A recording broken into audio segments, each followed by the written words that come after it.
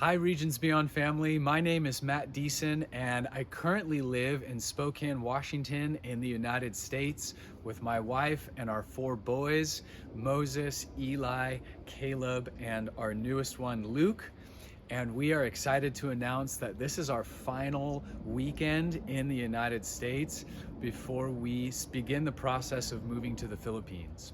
The Lord spoke to us clearly back at Legacy 23 last year on the farm in South Africa about making this move to the Philippines and helping Kim and Smile and the Regions Beyond team there with this beautiful vision they have of seeing a church planted on every inhabited island in the Philippines.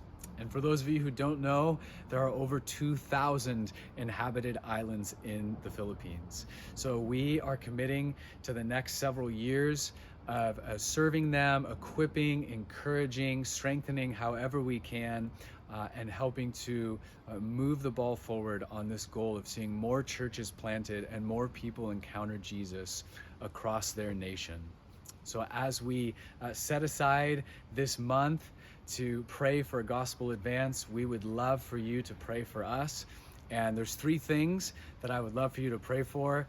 The first is for the final funding and logistics to come together.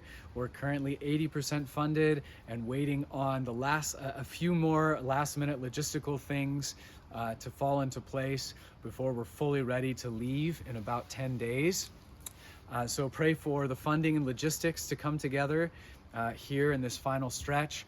We would love for you to pray for our family, for the emotional transition that it will be. Most of our family has never been outside of the United States, and so it's going to be a big trip for us, and we would love for you to pray over the emotional transition, especially for our kids as we make this move.